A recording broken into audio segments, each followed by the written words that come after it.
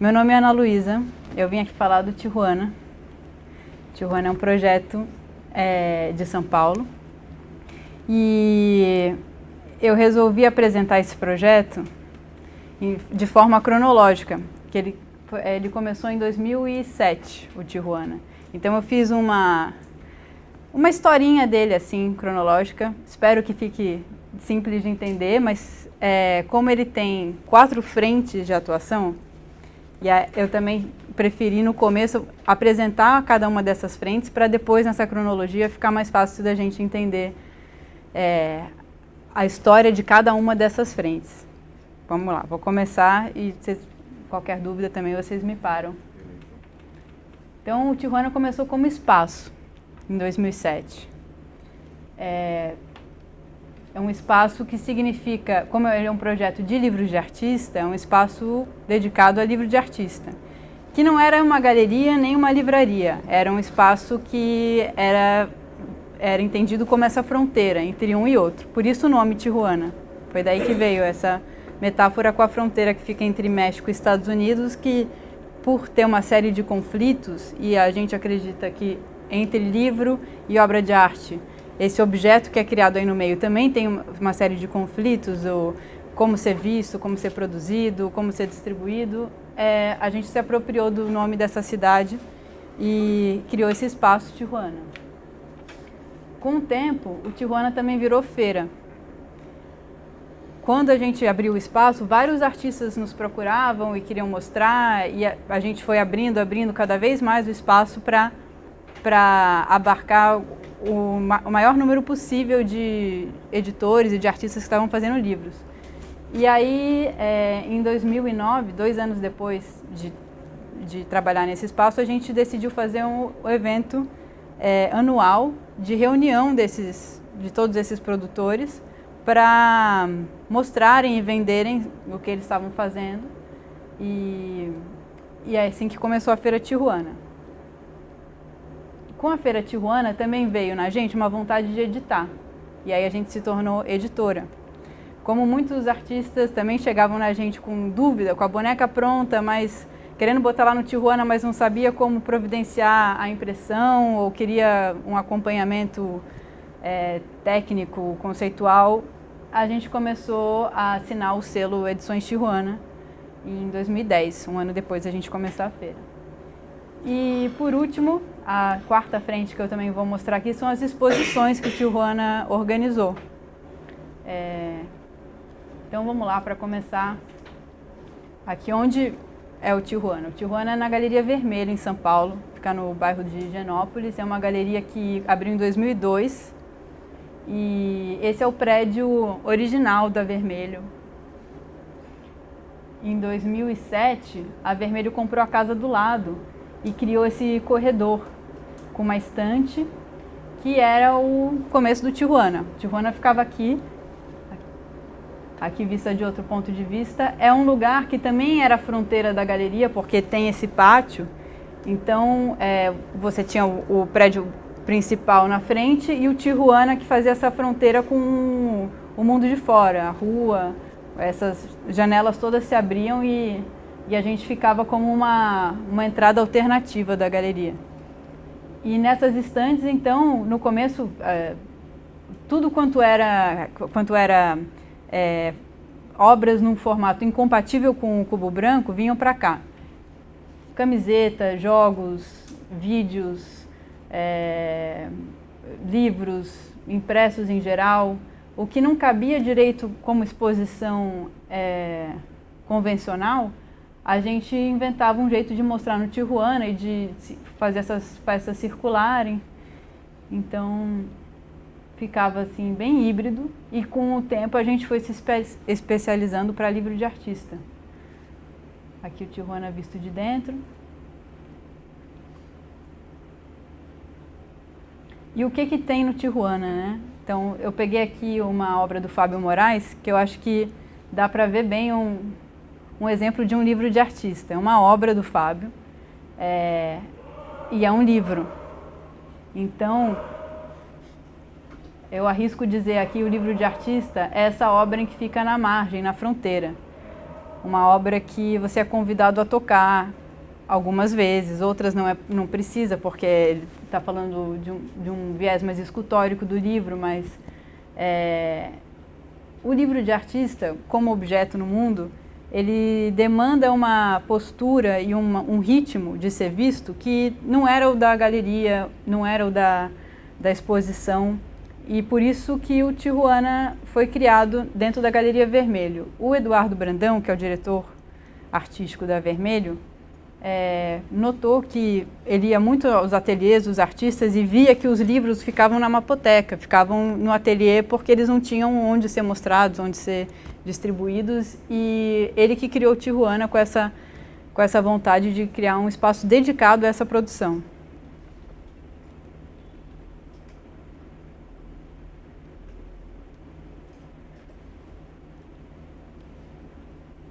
E aqui várias cores e vários formatos que existiu esse espaço. Bom, esse foi um primeiro capítulo da história do espaço. Como eu falei para vocês, a gente vai ver várias frentes. Agora eu vou começar um capítulo da história da feira. A Feira Tijuana, essa foi a primeira edição, que foi realizada junto com o CNAE, que é aquela sigla ali. CNAE é Centro Nacional de Edições e Arte Impressa. É um projeto francês e eles fazem uma feira anual na França. E 2009 foi o ano da França no Brasil. Então, por essa questão diplomática, a gente tinha muita facilidade de trazer projetos da França, e o CNAE ele tem um acervo incrível de obras impressas, e ele foi convidado para fazer uma exposição no Centro Cultural São Paulo. Sabendo dessa vinda deles, a gente pensou em convidá-los a fazer com a gente a feira que eles fazem em Paris, que chama Salon Light, fazer o Salon Light São Paulo. E a gente, a princípio, pensou que ia ser isso, ia ser um evento em parceria que eles vinham fazer a feira, mas depois de realizado essa edição, a gente teve vontade de continuar, porque foi tão legal estar com vários editores e vários produtores de livros juntos. A gente viu que depois da feira tinham grupos que formavam editoras, um fazia parceria com o outro, então pensamos, vamos continuar, vamos fazer disso um evento anual que reforce ainda mais esse setor. E daí isso virou a Feira Tijuana. No começo era na Galeria Vermelho, aqui foi essa primeira edição, essa era a parte do CNAE. Eles trouxeram várias editoras francesas e a gente fez uma seleção de editoras brasileiras e da América Latina. E aí era assim, cada um tinha sua mesa, seu espaço. Aqui já na segunda edição.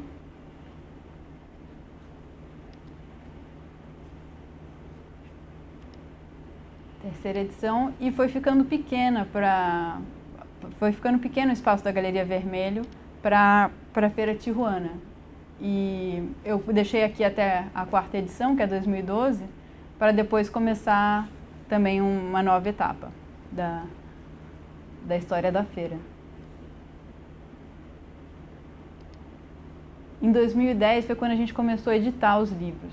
Então esse foi o primeiro livro de Edições Tijuana, ele chama Vermes, é um livro da Dora Longo Bahia. A gente fez uma exposição da Dora, esse livro, é uma exposição dela, uma individual que teve na Vermelho, que chama Thrash Metal. E a Dora, durante a concepção dessa exposição, ela tinha um caderno de anotações, que era um caderno já usado, era um caderno que pertenceu ao bisavô dela, que estudava vermes, e ela foi fazendo desenhos em cima desses vermes. Então, ali dá para ver um pouco, ó, tem um primeiro desenho embaixo com algo escrito, que era essa descrição dos vermes, uma coisa científica, e ela fez umas pinturas por cima, que eram pinturas que estavam depois na exposição.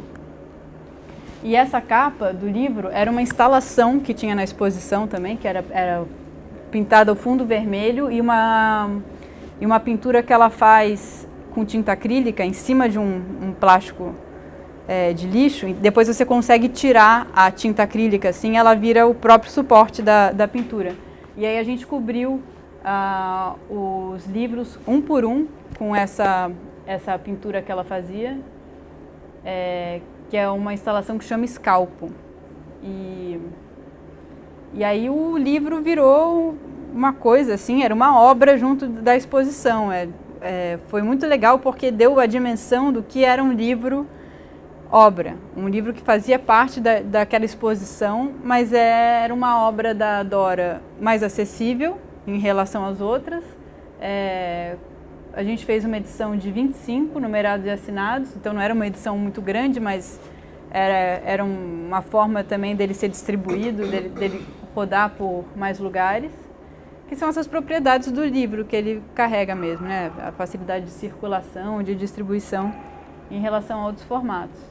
Então, para mim, o Vermes foi uma boa estreia como maneira de entender como um livro se comporta dentro da produção de um artista. E esse já foi o segundo título que a gente lançou, Quarta Margem, do André Komatsu, que foi feito todo em serigrafia e uma encadernação sanfonada. E cada um teve seu desafio. Imagino, como vocês também trabalham com isso, também fazem livros, vocês devem saber cada técnica que a gente escolhe, cada formato gera um novo conhecimento, né, de como fazer um livro de 5 metros, todas as emendas, encaixes, como fechar isso no arquivo. Então, foi uma escola. Ninguém tinha conhecimento de como editar, de como fazer. Cada projeto que chegava, a gente aprendia juntos, artista e Tijuana. Esse aqui, por exemplo, que é do Mariano Ulloa, quando o Mariano chegou pra gente com o boneco, eram uns desenhos assim, ó, uns diagramas de passagem de tempo. E eram uns desenhos muito simples, muito puros, assim, de uma maneira, grafite sobre papel, e a gente queria um tipo de reprodução que parecesse esse rascunho, assim, que você faz num guardanapo. Carregava essa essência de um desenho feito ali na hora, simples de qualquer jeito, a gente queria carregar isso. Só que quando a gente reproduzia numa impressora laser ou numa impressora jato de tinta, dava para ver que era impressão. E aí, a gente, com os nossos parceiros nesse livro, que é a editora Mundo Dios, que é de Mar del Plata, o Mariano é de lá. Então, a gente fez essa parceria com eles para fazer o livro. E eles tiveram uma ideia genial, que foi numa plotter dessas que corta vinil. Que acontece? Você passa o vetor para a plotter e ela entende o vetor e ela vai seguindo um desenho. Eles tiraram a faca e botaram lápis grafite. Então, esse foi um livro impresso com lápis grafite sobre papel. Passamos um verniz spray depois e está até hoje. Não sumiu. Esse aqui foi o Listas. Também são dois argentinos, Ivana Volaro e Juan Carlos Romero, também porque o último, o Mariano Ulloa, era argentino.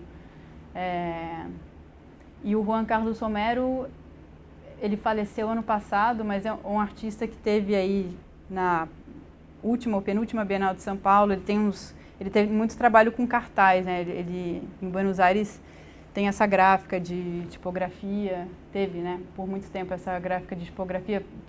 O trabalho dele é todo com palavra em cartaz, essas leituras que a gente tem na cidade de informação, mas ele passa muito pela palavra, pela informação que é circulada.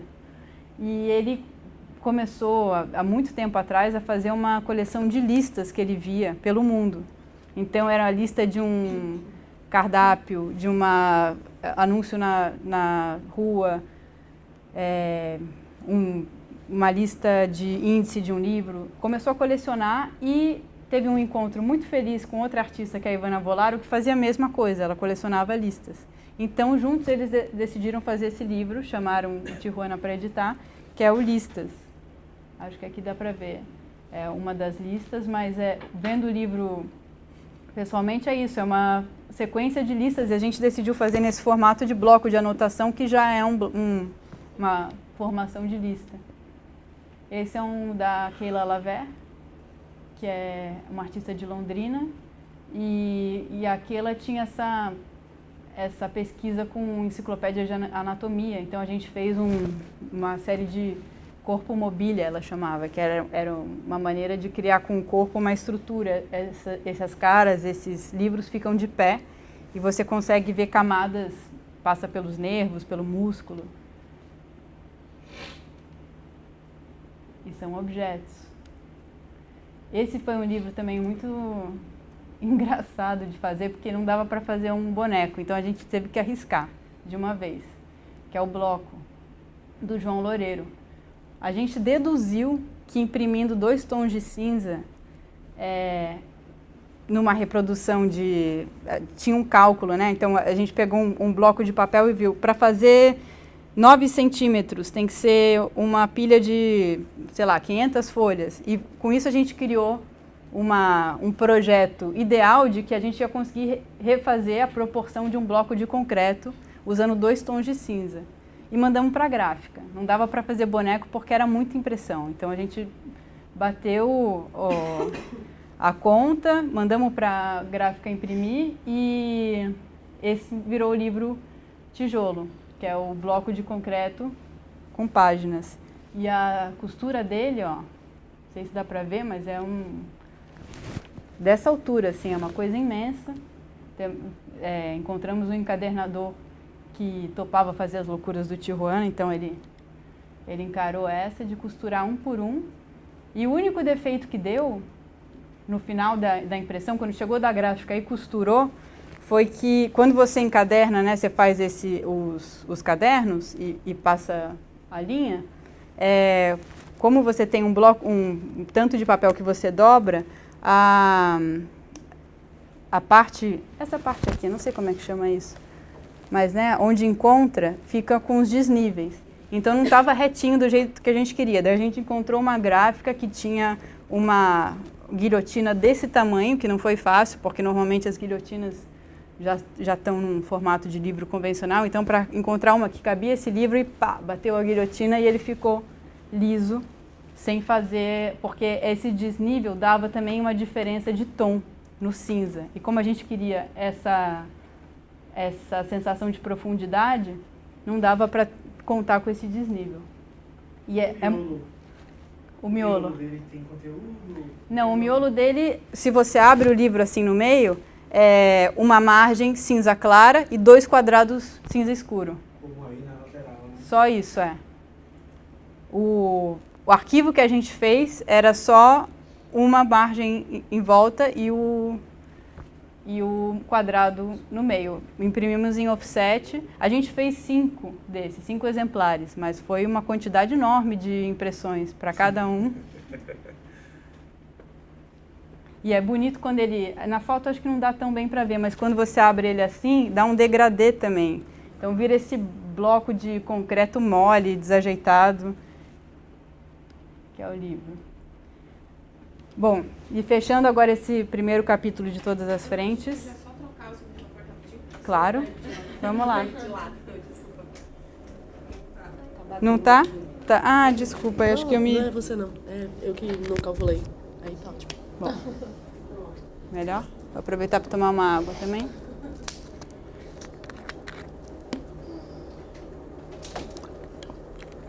Gente, se eu estiver indo muito rápido, vocês me falam também, porque...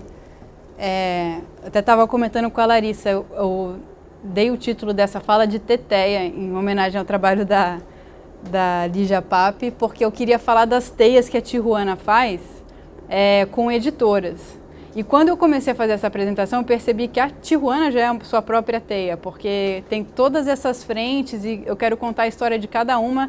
Eu achei que ficava mais simples e cronológico, mas se tiver confuso, vocês vão me perguntando, tá? Então essa agora a minha exposições. Então vou contar um pouco das exposições que a Tijuana organizou.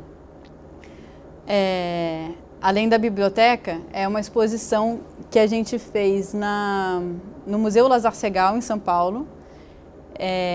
Os diretores do museu tiveram um dia no Espaço Tijuana, naquela parte da galeria que eu mostrei no começo, e eles viram ali uma possibilidade de exposição, contrataram a gente para fazer uma curadoria que explicasse os possíveis caminhos de livro de artista.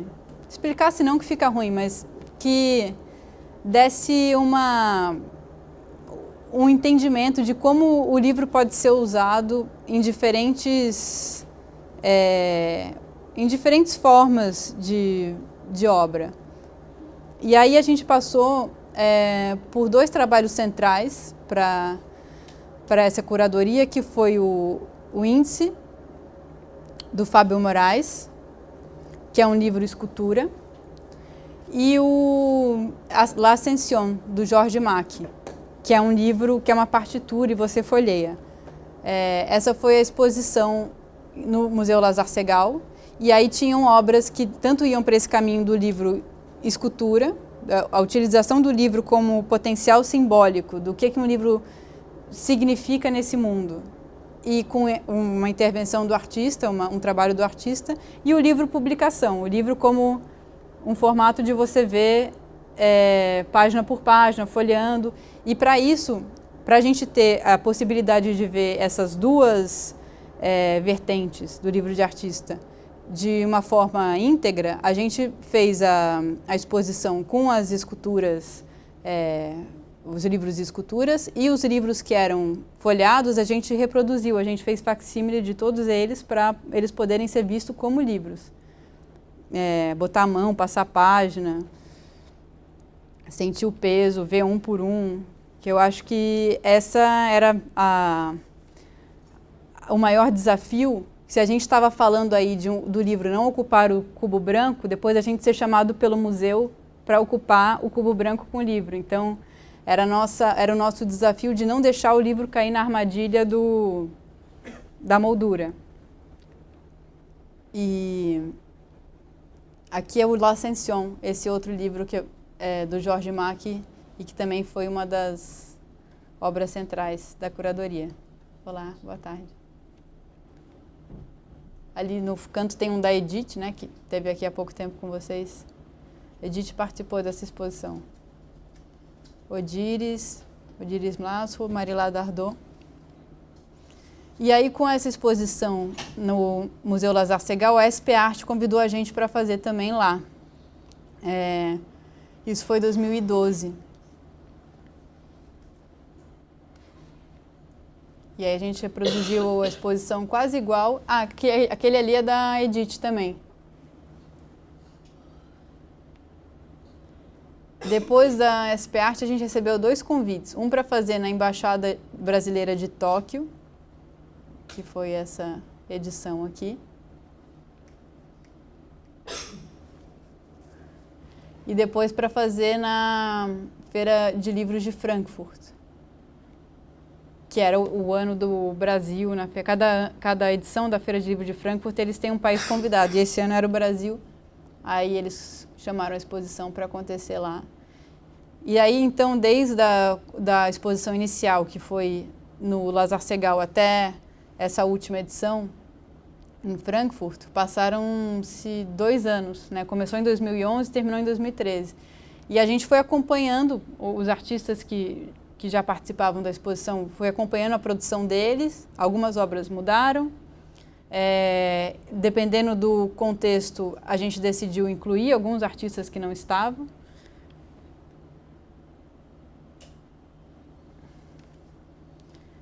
Bem, agora vem um segundo capítulo de tudo isso que eu falei, que é a nossa mudança em 2013, de dentro da galeria para a parte externa. Passou um tempo daquela estrutura da prateleira e da gente dentro da galeria, que a gente sentiu que precisava de um desafio maior. A gente precisava ter a nossa própria arquitetura de publicação e um entendimento de horário, que até de horário de funcionamento, até onde fica o nosso acervo. A gente precisava descolar mesmo da galeria. E aí a gente decidiu comprar uma banca. A banca chegou, ela veio de Minas, chegou nesse caminhão, e aí a gente instalou a banca ao lado da galeria.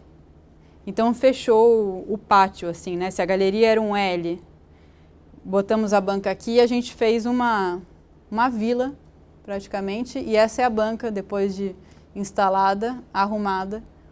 tinham os livros da Tijuana e a gente distribuía ali nas prateleiras. Tem umas etiquetinhas que são várias editoras que a gente passou a distribuir. E daí a banca ficou, até hoje, está instalada lá na Vermelho. Nas laterais, aqui nessa parte onde tem um reflexo, que dá para ver que é um vidro, é uma biblioteca. Então é a coleção de livros que o Tijuana lançava, ganhava, ou adquiria, ou trocava. Então a gente tem aí uma biblioteca nessas duas partes que é aberta ao público. Aqui estão os nomes das editoras, como dava para ver lá.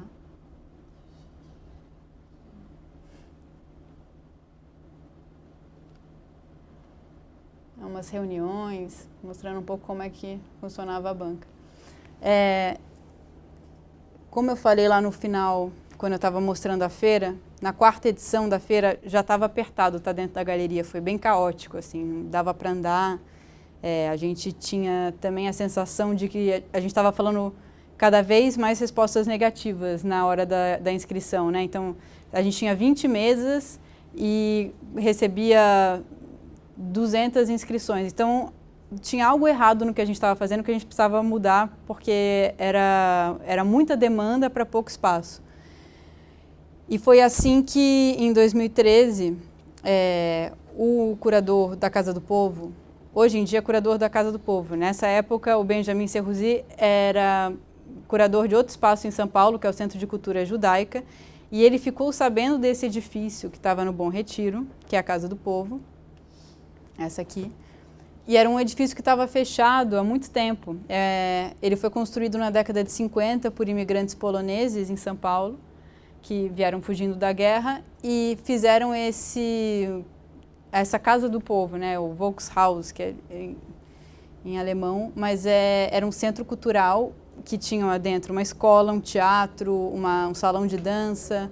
Eles faziam eventos, faziam um bingo, que era tradicionalíssimo, né, na época, o bingo da Casa do Povo. O teatro também era muito reconhecido. Isso funcionou como um centro cultural. Na década de 60, pouco depois que se instalou a ditadura militar, fecharam a Casa do Povo porque tinha um jornal aí dentro que trabalhava como resistência à ditadura, e daí eles fecharam. Mostra até naquele filme O Ano que Meus Pais Saíram de Férias, que é lá no Bom Retiro, mostra a Casa do Povo sendo interditada, e daí fecham tudo, acabou a escola, ficou fechada, ficou interditada por décadas.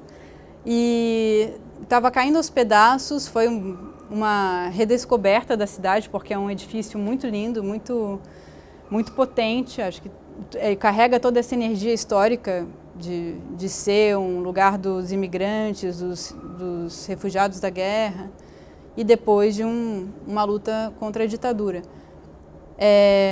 E o Benjamin, ele me chamou, no meio de um feriado em São Paulo, me chamou, vem ver comigo um edifício que está aí abandonado e eu estou com a chave.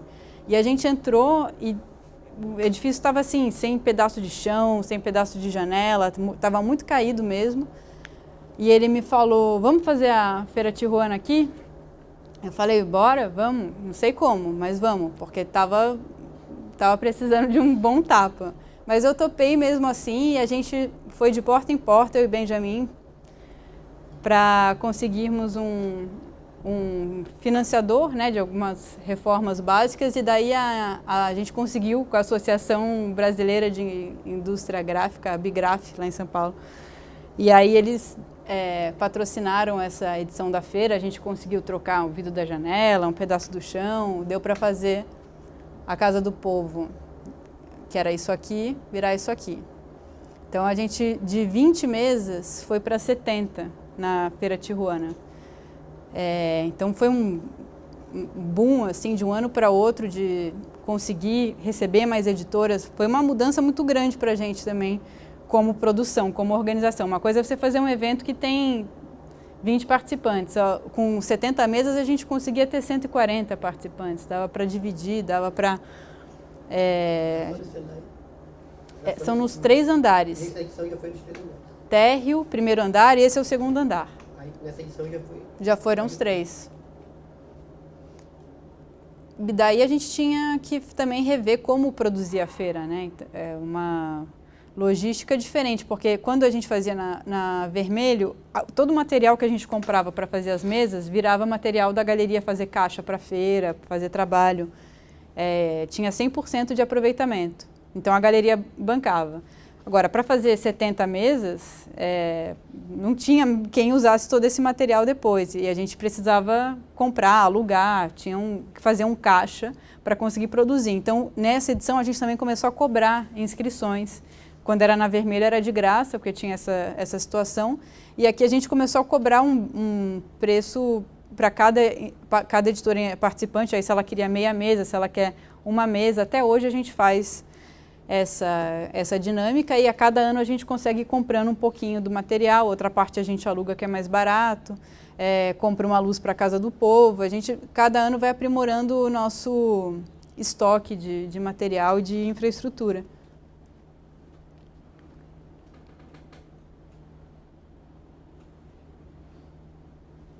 Aqui é o segundo... Não, esse é o primeiro andar, aquele era o segundo andar. E é um evento que dura um final de semana.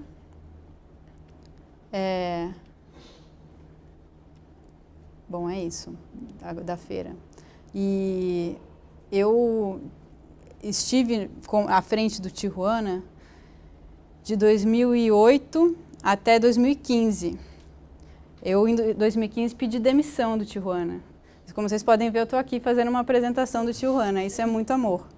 Eu não consegui sair do Tijuana, eu pedi demissão, não porque eu tivesse algum problema com o projeto, pelo contrário, é um projeto que eu tenho muito carinho e acredito muito na importância dele como incentivador de arte impressa, de livro de artista e também como catalogação. Essa parte da biblioteca eu acho que atualmente é uma das que mais me interessa, porque tem muita coisa sendo produzida, mas o guardar e catalogar, eu acho que é uma tarefa que, se a gente também não tiver um cuidado, isso morre muito cedo. Então, atualmente como eu estou trabalhando numa biblioteca atualmente, que é da Escola de Artes Visuais do Parque Lage, eu estou tomando um conhecimento de como deixar isso permanecer vivo. E com a minha saída do Tijuana, que na verdade foi para um projeto pessoal de mudar de cidade, eu queria sair de São Paulo, fui morar no Rio, e aí pedi para sair do projeto, mas continuei nele com uma outra frente que surgiu em 2016, que é a itinerância da feira. Então, esses pontinhos em rosa são as cidades que a gente conseguiu conectar editoras, as cidades, os países. No começo, então, daqui do Brasil para esses outros países da América Latina, e depois fazendo Feiras Tijuana, unindo os pontos e fazendo essa teia. A gente não faz feiras em todos esses países, mas a gente faz em alguns que já distribui, já amplia a nossa possibilidade de rede. Esses são, então, os países que estão linkados aí, que são os países que participam de Feiras Tijuana. Atualmente a gente faz Rio e São Paulo, Lima, essa no Rio, que é na Escola de Artes Visuais. A biblioteca do Parque Lage, que você trabalha, é livro de artista? Tem livro de artista. Como é que você cataloga eles? A gente copiou a forma que o Amir cataloga na UFMG. Ele esteve aqui falando para vocês, né? Pois é, eu não sou bibliotecária, mas trabalho com duas garotas que estudaram biblioteconomia, e elas têm, então, todo esse conhecimento de CDD e CDU, que são os formatos, os sistemas, né, de base de dados da biblioteca. E daí, pegamos aquele apostilão, procuramos como catalogar o livro de artista. Não tem a categoria livro de artista, né? A gente não encontrou. Isso, a gente botou o que o Amir fez, que foi uma espécie de gambiarra numérica, que é botar arte contemporânea, que é 7 não sei o quê, 3 números, então 754, por exemplo, LA. E a gente decidiu copiar da UFMG porque a gente achou que era a referência mais próxima que a gente tinha, então para pelo menos criar uma unificação, né? Um padrão de instituições que estão fazendo catalogação de livro de artista. Mas acho que evidencia o quanto o livro de artista não tem lugar. E daí que eu acho que é importante a organização de feiras, porque para uma livraria ter a mesma atenção que um editor ou um artista vai ter do outro lado da mesa, de explicar como é que aquele livro foi feito, como ele foi impresso, qual a dificuldade que tem nele, o porquê que você quis publicar aquilo. São todas questões que quando você está com a pessoa que fez o livro, está na tua frente, muda tudo. Acho que é uma porta de entrada para você entender o trabalho que você não vai encontrar em uma livraria ou a distribuidora não tem um custo que seja acessível para o produtor, o pequeno produtor que está ali batalhando para conseguir imprimir o livro, participar da feira, vender ele e ganhar alguma coisinha ainda. A distribuição bota um percentual também, que eu acho que na fala que vem, né, que é com o João da Lote 42, ele vai aprofundar isso mais ainda, mas de como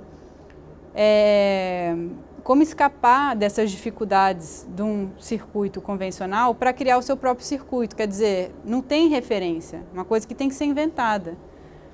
Não dá para fazer nem de um jeito nem do outro. Então está nesse limite, que é a fronteira, a marginalidade de fazer diferente, fazer de um jeito que seja possível. E, ao meu ver, as feiras são muito importantes nesse sentido, porque te dá o contato humano, que é isso que eu estava falando, e também a possibilidade de circular, de conhecer mais gente. Essas redes que a gente faz, quando a gente vai para Buenos Aires ou quando a gente vai para Lima, eu conheço editoras que estão lá, que se eu abrir a convocatória aqui no Brasil e esperar elas chegarem, elas não vão vir. Agora, estando lá, conhecendo pessoalmente, a gente consegue fazer consegue aprofundar o nosso contato para achar um edital juntos, fazer que seja possível a viagem dessa editora para participar de uma feira aqui também, conhecer projetos de lá que podem fazer parcerias para outras feiras e por aí vai. E essa então é de Buenos Aires, que é uma que a gente faz dentro de uma feira de fotografia, e daí é um recorte específico de fotolivros que a gente faz para eles. Agora em 2018, né, já foi feita a de Lima, foi em abril, e as próximas que estão chegando, Rio, São Paulo e Buenos Aires. Agora já é 18 de novo. E é isso, minha gente. 18 vai estar. Por enquanto é isso que o Tijuana está fazendo. Não, como eu estou de longe agora, né? Eu sou essa colaboradora esporádica, né? Eu faço essas feiras fora de São Paulo. Esse ano eu estou organizando a de São Paulo também, mas eu acho que a gente está também num momento de redescoberta, de pensar quais dessas frentes a gente quer continuar atuante, repensando muito o ponto fixo, que é a banca, porque ele é um custo mais alto que a gente tem, então deixa a gente sempre no limite de conseguir se pagar, do projeto ser sustentável, porque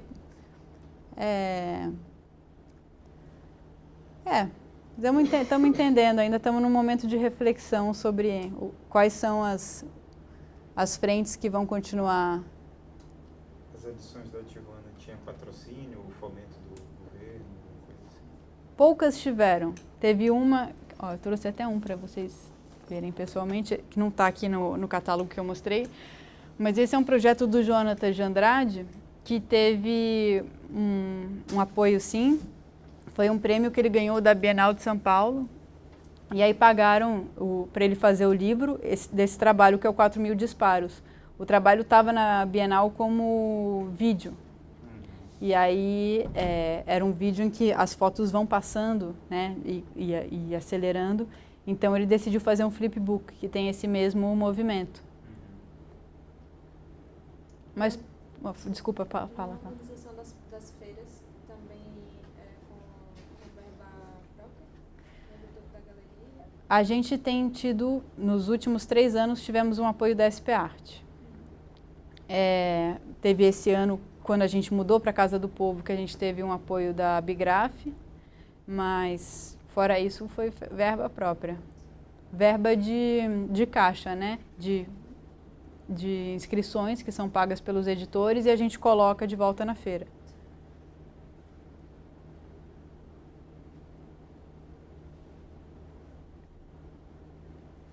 Acho que tem esse, tem mais um aqui também que pode passar, que é do Pablo Atinelli.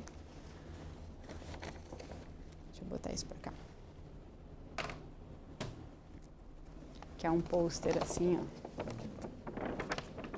Que abre. E daqui, de um lado, é a tipografia externa e aqui é a tipografia interna. Mas de um lado e do outro tem o mesmo texto. E é uma tipografia que ele inventou, que uma letra depende da outra, depende da anterior. Então, a letra nunca tem a paralela da letra anterior. Aqui estaria escrito tipografia, por exemplo, mas o I some porque ele já tem essa paralela aqui no T. Então, é uma tipografia relacional, né? Ela se relaciona com o resto da palavra. E a interna é ilegível praticamente, mas cada palavra, se vocês verem aqui, ó, de um lado, desse lado, tem algumas palavras que estão sublinhadas e outras não. Estão vendo? Aí desse lado tem a mesma coisa apontada aqui, ó. Não sublinhado, sublinhado, não sublinhado, sublinhado. Então quer dizer que aqui nesse primeiro quadrado, tudo que está não sublinhado aqui no começo é esse gráfico aqui. Todas as letras têm que caber dentro do quadrado. E o texto, na verdade, é uma descrição desse projeto. Então, é quase que aqueles testes que se fazem de tipografia, né? Quando você desenha uma tipografia, você precisa testar todos os caracteres dela. É uma coisa tipo isso.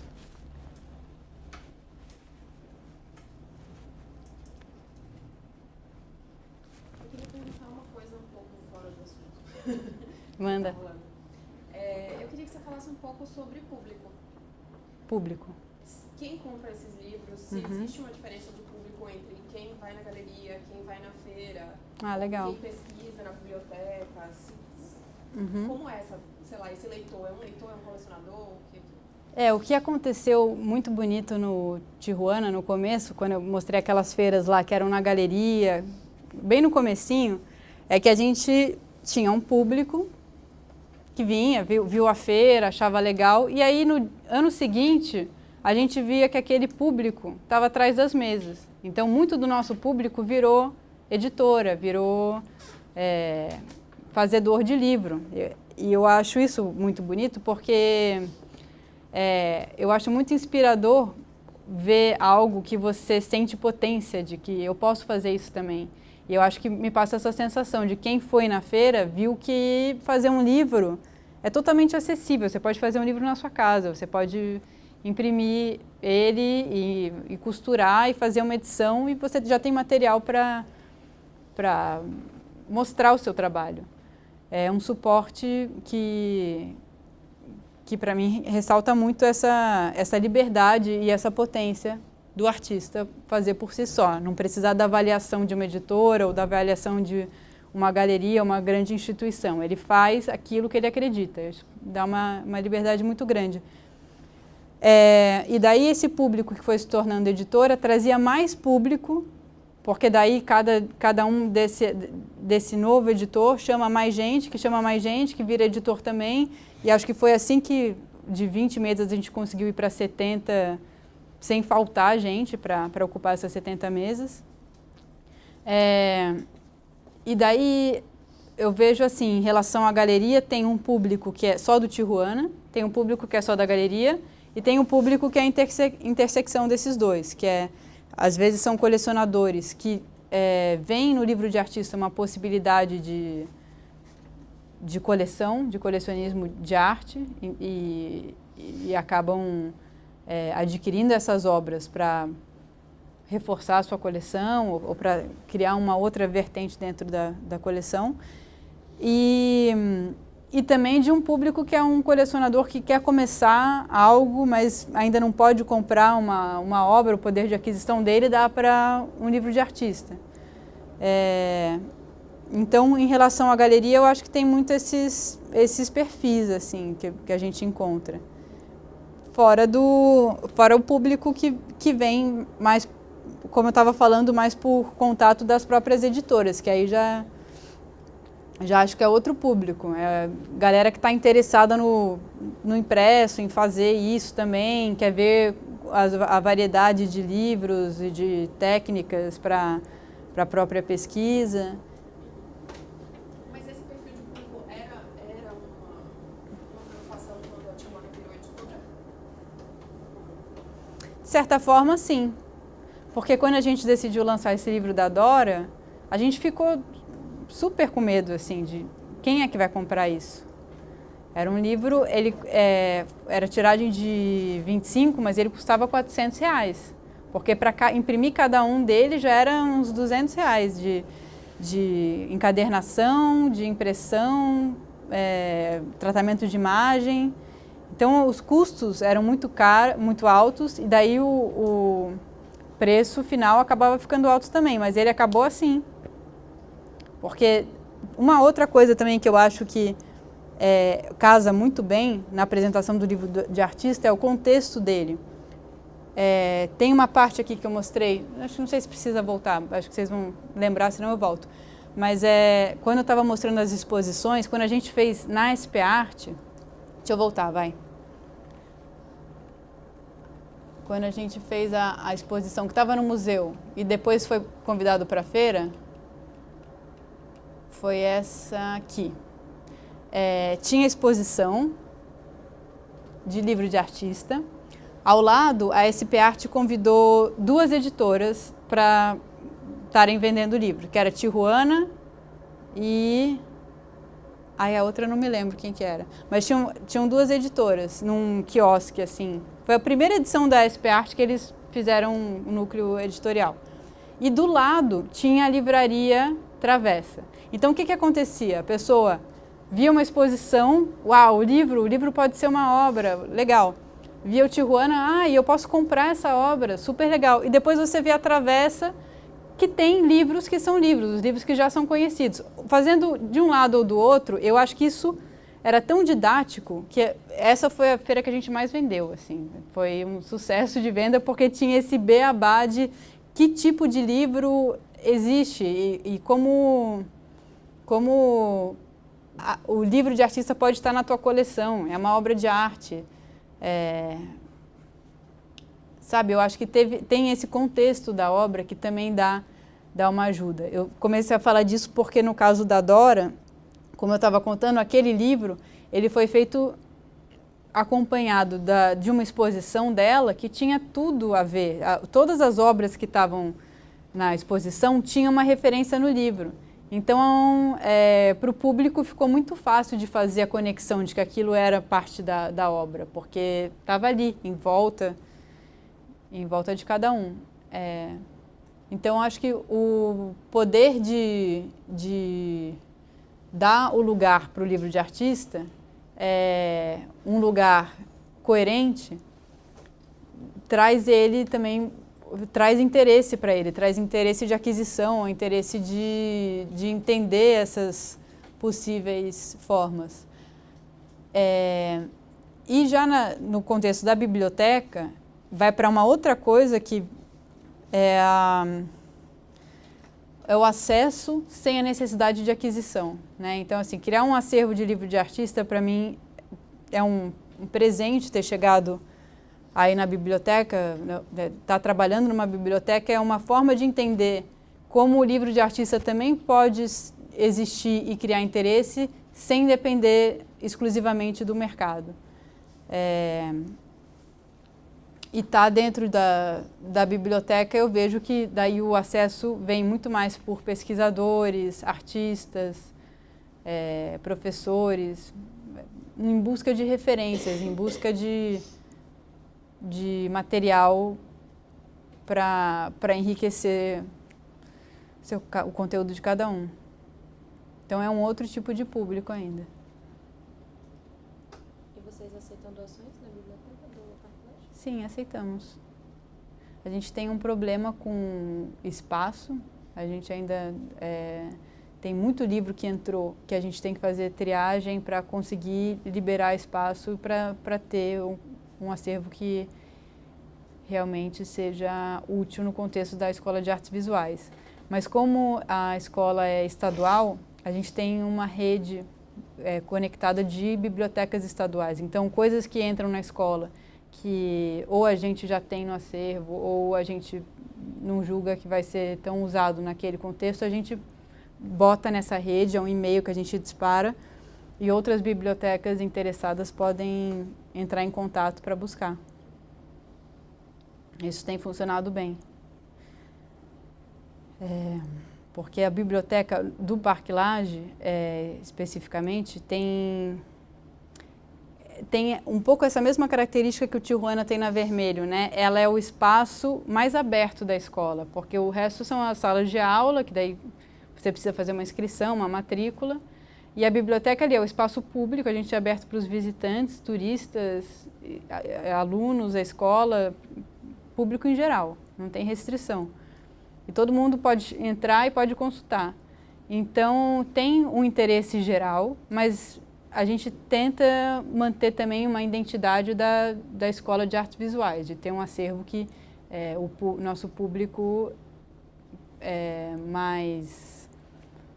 que cria mais demanda para a biblioteca são os alunos, né? Então, entender dos professores que bibliografia que eles passam e fazer que com isso o acervo fique vivo, fique sendo usado, sendo procurado. E eu comecei a falar da biblioteca também, do acervo. A gente também tem com a Biblioteca da Maré uma parceria, que a gente passa muitos livros para lá, porque tem muitas aulas do Parquilage acontecendo agora num projeto que é o Redes da Maré, Redes de Desenvolvimento da Maré, que eles têm uma escola também, então a gente tem feito parcerias quando a gente tem verba para fazer um intercâmbio entre alunos da Maré e alunos do Parquilage, dos dois lugares.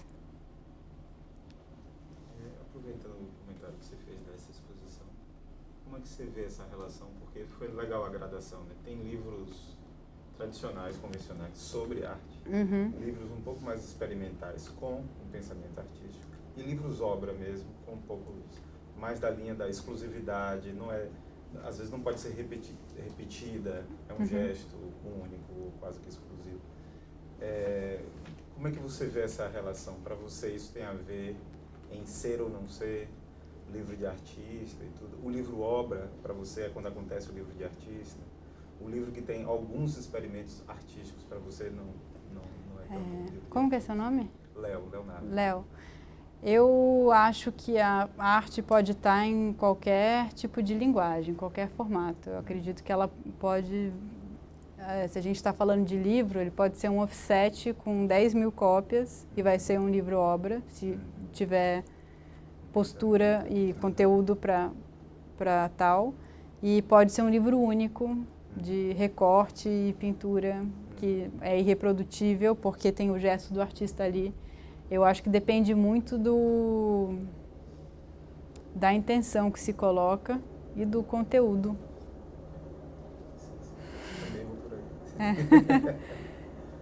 Eu entendo passaram assim. pessoas com pensamentos distintos aqui, eu queria só saber também a sua perspectiva. A arte para mim, eu sou mais do campo imaterial, assim, me interessam mais os trabalhos que não passam pelo preciosismo material, mas eu também tenho uma sedução estética. Então é um dilema, porque quando tem algo que me atrai esteticamente, eu me interesso em olhar mais. Mas não sei não sei o que me seduz mais, se é esse apreço estético ou um campo das ideias, de você poder entender, me dá mais liberdade de pensar que eu me sinto mais livre ao pensar que eu não dependo tanto do material para fazer uma obra genuína e interessante.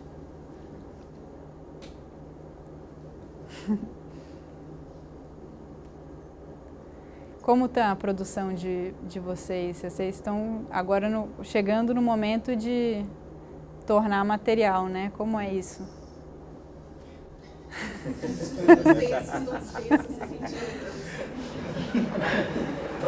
Cada um tem um desafio, assim. Cada um testando um caminho. No nosso caso, tem sempre a ideia e o orçamento, a viabilidade financeira dela. Eu acho que sempre isso é o que vai mais oscilando, assim, os tipos de soluções criativas, artísticas que você vai dando, é sempre um equilíbrio entre a viabilidade financeira e algo de inventivo, de ideia que está sendo movido ali junto com E dentro do grupo vocês também têm essas dissonâncias da pergunta que você me fez? Sim. Uma vez a gente saiu aqui num bar aqui perto e a gente estava conversando sobre isso, assim, porque tivemos muitos exemplos de artistas aqui, desde livros que estão bem próximos de um livro dito convencional, Codex, paginados, aos livros que desconstroem e propõem outras linhas de fuga e se organizam de outro jeito, com dobra, sem dobra, de pano, de papel, de forno. E ficamos um tempo, cada um tinha um determinado ponto de vista. Se eu não me engano, foi o professor da UFMG, o amigo, um posicionamento mais assim, isso não é. Cada um veio de um jeito. Algumas pessoas tinham, alguns pesquisadores, publicadores tinham uma coisa mais assim, eu me interesso mais por experimentos editoriais, eu me interesso mais por definir o que é um livro de artista. Mas eu prefiro essa linha que você disse, eu acho que é mais mover ideias, né? Que pode ser até próximo de um formato tradicional, mas o jeito que a pessoa articula, a impressão, o que está sendo impresso. Eu tenho uma certa dificuldade, não sei se talvez eu nunca descubra isso, mas não sei se é por personalidade ou se foi por uma educação que me deram, mas eu tenho muita dificuldade de colocar coisas nas caixinhas, assim. Quando eu preciso lidar muito com as categorias, me cria mais dúvidas do que certezas. Então, eu acabo ficando sem posição. O que é e o que não é um livro de artista, eu acho que não sei se eu conseguiria julgar apontando assim com tanta certeza. Esse livro do Jonatas, por exemplo, tem uma série de coisas que podem ser consideradas um livro de artista. Ele tem uma tiragem gigante, ele tem um texto no meio, ele tem logo, mas para mim continua sendo uma obra, um flipbook que o vídeo está na página dele. Se vocês quiserem depois ver, eu acho que é interessante para ver o livro também como parte dessa obra. O vídeo ele começa assim, as imagens vão passando e ao longo do vídeo aquilo vai acelerando e até uma hora que você não consegue mais identificar rostos. E eu acho que é exatamente essa sensação que eu tenho quando eu viro o flipbook. Claro. E tem o livro consegue carregar tudo que a obra, que é o original, que é o vídeo, traz, que é você no meio de uma multidão, esses rostos que não são de ninguém, um monte de anônimos, a imagem PB, que o vídeo foi todo gravado com Super 8, então ele traz uma estranheza de uma técnica de outro tempo, mas gravado agora, e aí ele faz referência aí a pessoas desaparecidas também. Então, você lendo sobre o trabalho, vendo o vídeo e vendo o livro, eu não sei como não tratar ele como obra, mas se for por uma... como se diz isso? Por uma pureza do que é o livro de artista, uma erudição, é essa palavra que eu queria falar, de pensar que então cadê o livro objeto? Não, ele é um livro comum, ele é lombada hot melt, dessas que passa colinha e qualquer gráfica faz. E assim, acho que com a maioria dos livros aqui da Tijuana, teve uma hora que a gente também pensou em começar a editar outros livros de artistas que a gente já tinha editado, para ter mais de um livro, para aquilo também se tornar um portfólio de livros feitos por artistas e mais de um por artista. Para evitar que ficasse tão solto assim, sabe? Para ser só uma obra que ele fez em livro e depois não desenvolveu outras vezes. Então a gente fez algumas provocações, o Pablo foi um que refez um livro, daí a gente provocou ele, Pablo, agora e se a gente fizer algo que seja um livro bem objeto, assim, bem de tipo... outra linguagem, desfazer o livro, desconstruir ele como livro. E daí ele fez um higrômetro, que é um trabalho dele, que é uma chapa de alumínio com um papel em cima. E com o passar do tempo, o papel, a forma que ele enruga, ele mede o quanto de umidade tem no ar. Então é um livro que não é um livro. Tem muitos livros que não são livros aí dentro do catálogo do Tijuana, que eu acho uma confusão boa, assim, de repensar por que isso é um livro, se ele não tem página, se ele não tem capa.